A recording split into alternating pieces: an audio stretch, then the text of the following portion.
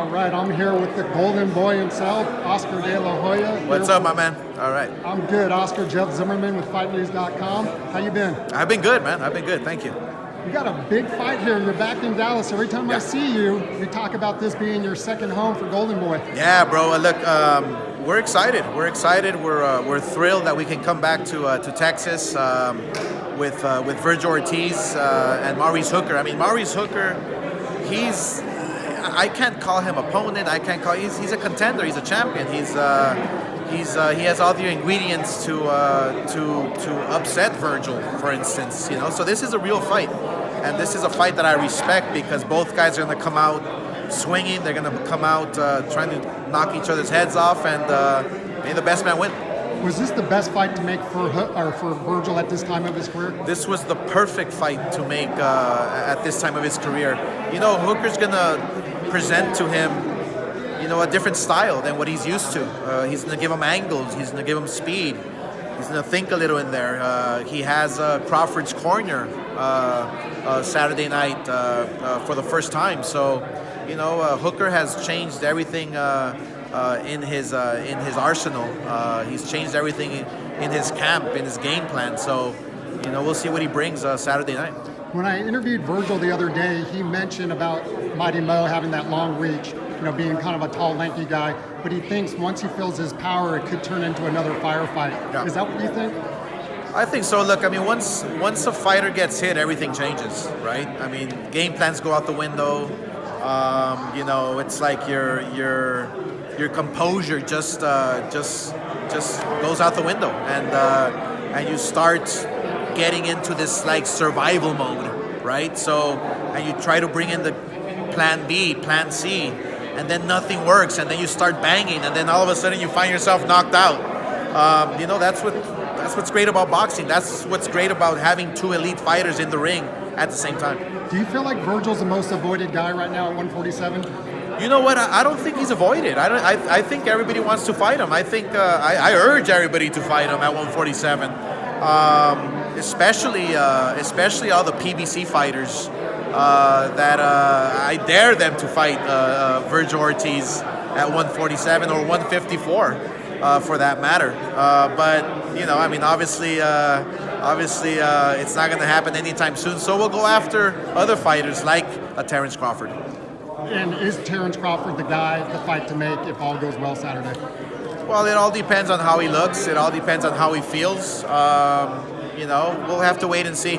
But that's one fight that I would love to make. Look, if you can fight anybody and you're ready, why not go after the best? When I talk to Vergil, he reminds me a lot about you, and your friend, our friend Steve Kim, talks about like all the fights you would have in 1 year, which if guys fight 3 times a year, it's a miracle. Right. Vergil, he doesn't care about the you know, he wants to fight the best. Yeah. Do you see something in him that was similar to you when you were fighting? Absolutely. Look, he has amazing work ethic. He loves the gym. He loves learning. He loves growing and getting better. And he wants to fight the best, and everything else will fall into place. And that's what a real champion, you know, should be thinking like. You know, you train, you fight, you win, and then everything else falls into place.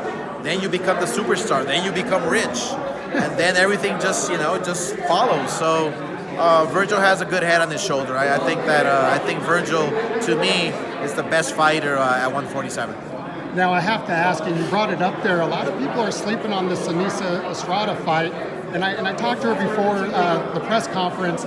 Both of you, you know, we'll call her the Golden Girl, both of you from East LA. I grew up in the LA area, followed your whole career.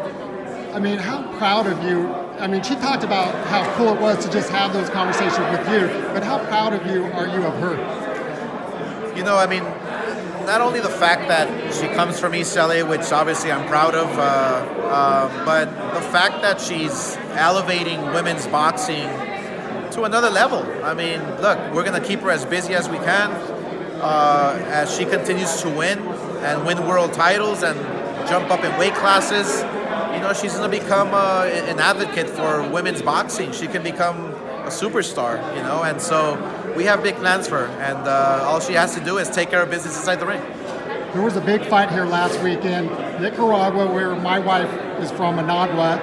She loved meeting you at the Hall of Fame way back when, 2014, and fought in Mexico, another crazed country. That was a close fight, and you were in some of those kinds of fights. Trinidad, for example. How did you think about that fight, and did you think Chocolatito did enough to win? I did see the fight, and it was a great fight. I think it was a back and forth fight. It was one of those fights that could have gone either way. You know, it's like a close decision. It could have gone either way. I mean, the fight fans, you know, they get confused sometimes because, you know, maybe they have a favorite and they think that favorite should win. You know, it's one of those fights, decisions that just can go either way, and it's hard to pick them, you know. I mean, sometimes judges make mistakes, and sometimes judges, you know, they're off by a landslide, but I thought it was a great fight. I thought both guys did a wonderful job, and maybe there should be another one.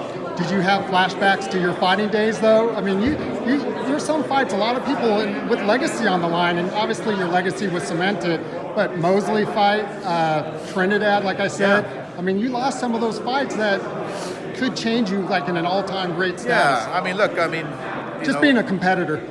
You the fights like Ike Corte and, you know, Pernell Whitaker and Fernando Vargas and Camacho and Chavez and the list goes on. The list goes on.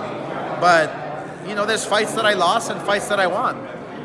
Fights that could have gone either way, but it's the competitive, you know, edge that makes us, you know. It's like we have what it takes to finish it, you know, cross that line. You know, we want to give the fans the best fights possible, and, you know, that's what sometimes is lacking a little bit from boxing, from fighters.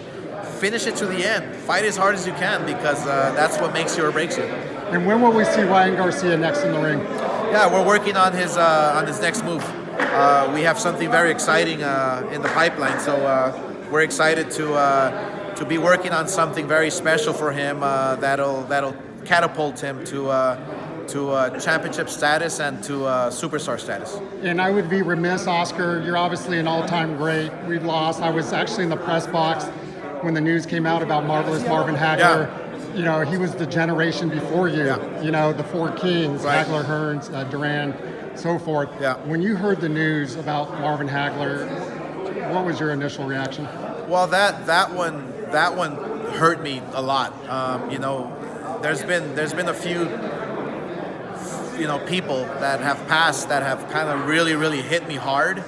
I mean, one of them is like Michael Jackson. I couldn't believe it. The other one was Prince, and Marvelous Marvin Hagler, because I knew him, because I've gotten to know him, because he was an amazing champion. What he did for the sport, for the middleweight division. Marvelous Marvin Hagler will always be the, you know, one of the greatest, if not the greatest middleweight out there in the world. And you know, for him to leave us at such a young age is devastating, and obviously we'll mourn him forever. Oscar, thanks so much. Jeff Zimmerman, FightNews.com. Thanks.